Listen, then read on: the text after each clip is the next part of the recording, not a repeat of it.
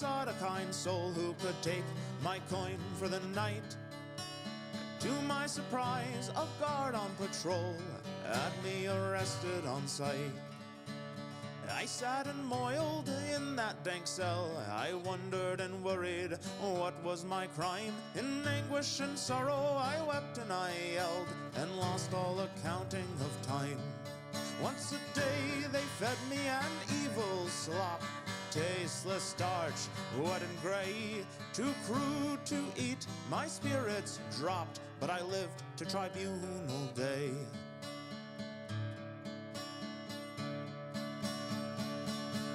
I was led into a great chiseled dome.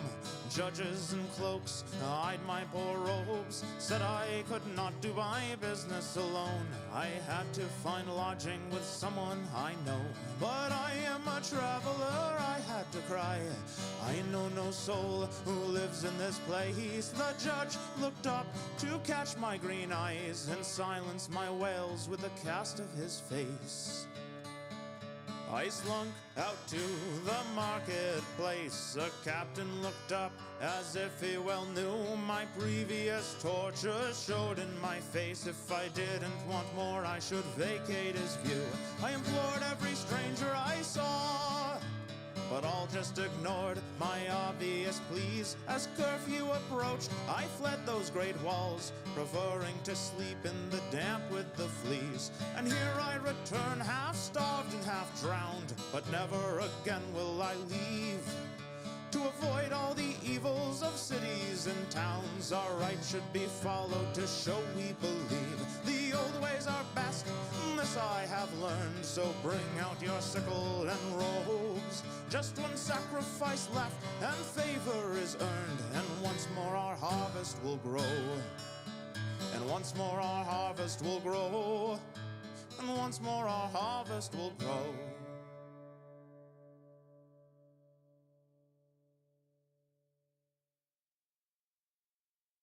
Alice the piper with homestead behind him scratched at the horns that grew from his head, put hoof to the soil to travel and toil deep into country where towns to paint red. And he rolled down the road at a good steady pace to escape from the worries he'd left in that place where piping caused fighting in mixed company. And a sensitive bard, not a hoplite was he, so head to the tavern and strum your cathar. For Alice the piper has come from afar to put each of us properly under the bar. A carouser quite fit to be written in stars. From outside the islands come many strange guests that a king or a lord may need to be set. Hospitality dictates we must show respect, and music and drinking are only correct. Ladies whose properties started great wars might come for a holiday, fleeing such bores, so they might need an escort free from our moors. A talented piper our court must implore, so head to the theater and bring your cathar. For Alice the piper has come from afar to put even this diplomat under the bar. A carousal, I'm sure, to be written in stars, up from the sea or in caverns below. Older than legend, lost terrors grow, up to Olympus where the sacred we know deserve at the least a good piping show. True heroes adventure like furies obsessed, never to settle, to give up and rest. Though keen enough bronze can solve many quests, for Titan straight fighting might not be the best. So head to Olympus, we need your cathar. For Alice the piper has come from afar to put even the Titans under the bar. A carousing that fate would see written in stars. Head to Olympus, we need your cathar. Alice the piper has come from afar to put even the Titans under the bar. A carousing that fate will see written in stars.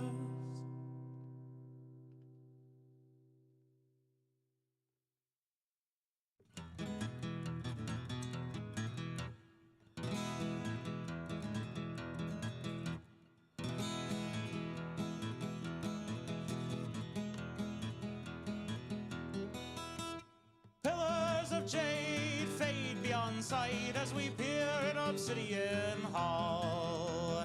Fragments of refuse, chalky and white, surround the strewn bones by the sacrifice wall. Runes from a time too old to be known are carved in the green malachite.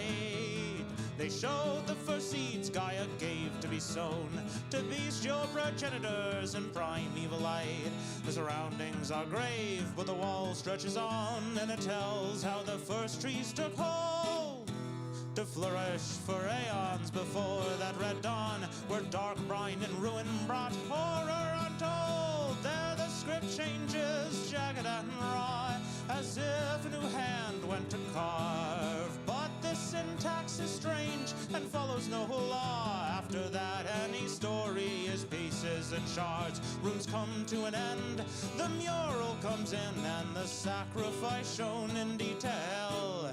The cowled-horned priest who brought the herd in. Marks on the bones show what that entailed. Our party is shocked, we back toward the door, but the portal is covered by bars.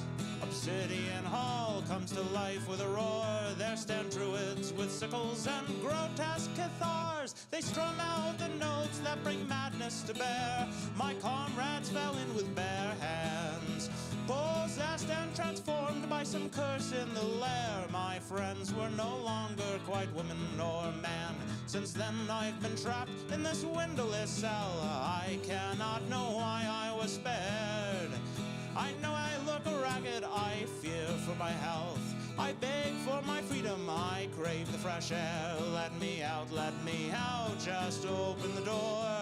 Please, my fair strangers, free me from this place. I can't stand the howls that come from the floor. Let me out, or I'll gnaw off your face. Let me out, or I'll come for you all and take your dead bones to feed the great wall. Let me out, let me out, let me out, let me out, let me out, let me out, let me out.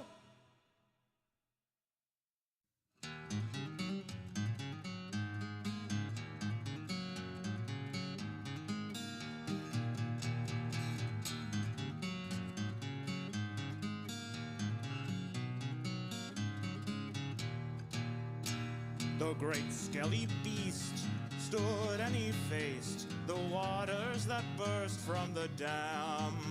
As he channeled his magic, the wall was replaced. He was blasted by cheers from town woman and man. And we gathered to thank the great sky for its gifts, for this gaudy and solid and strong. Rather than graves for our drowned goats and kids, our warden he rose to protect us from wrong. He roamed far and wide with a party of legend.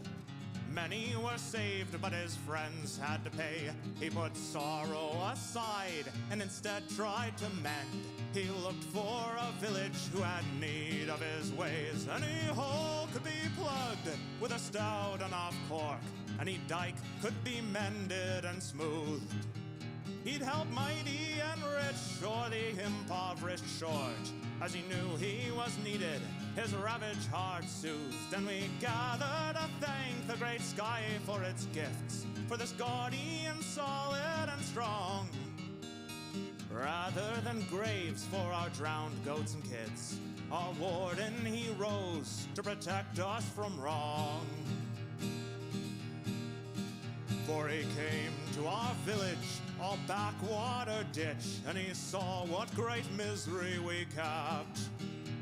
Our bedrock would constantly roil and shift. Because of this curse, we died and we wept. In our land he found holes that couldn't be plugged, and dams that couldn't be fixed. And he knew he was needed. With a great tortile shrug, he settled, and now we can safely exist. And we gather to thank the great sky for its gifts, for this gaudy and solid and strong. Rather than graves for our drowned goats and kids, our warden he rose to protect us from wrong. And we gather to thank the great sky for its gifts, for this guardian solid and strong. Rather than graves for our drowned goats and kids, our warden he rose to protect us from wrong.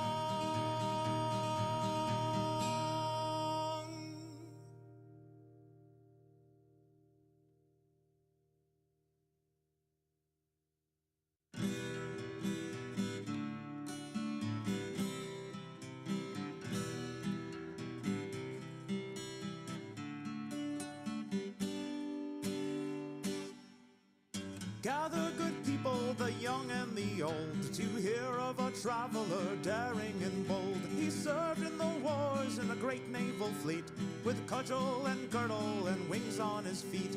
They say he was born of a god or a nymph, left as a babe on a pedestal's plinth.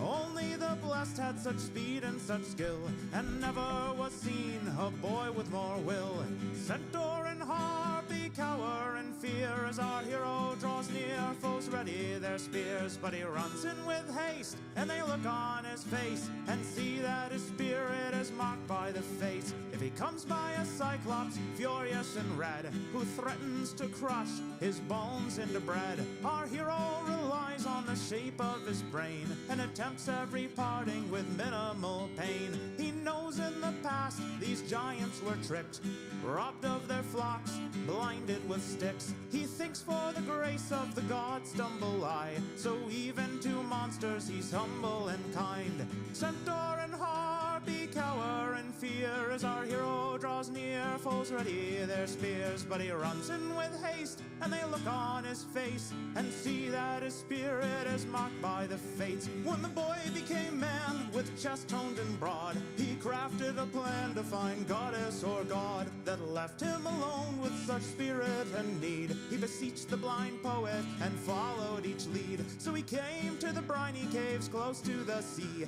and saw who had spawned his divine destiny. A 20-limbed kraken with human-like hands. Though he buckled in horror, he'd soon understand.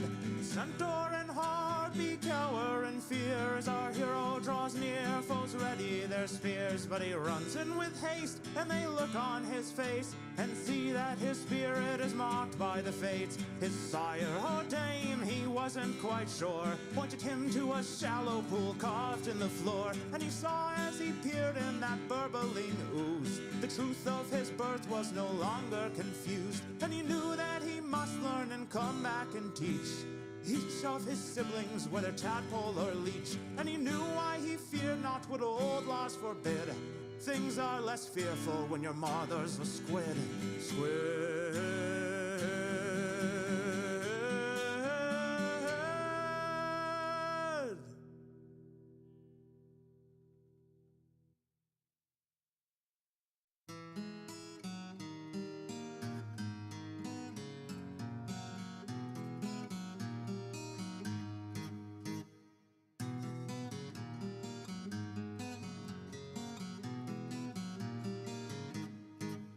Put hope in the seals to hold us through. Have faith that the keel holds up on you. Put oar to the brine, beat the drum double time. This barge is a wreck, but it must make do. It's been barely a week since we left the safe harbor to rescue the sacrifice tied to the rock. Though we killed the sea snake, our sailcloth was raked, and the wind was too mighty to row back to dock. Put hope in the seals to hold us through. Have faith that the keel holds up on you. Put oar to the brine, beat the drum double time.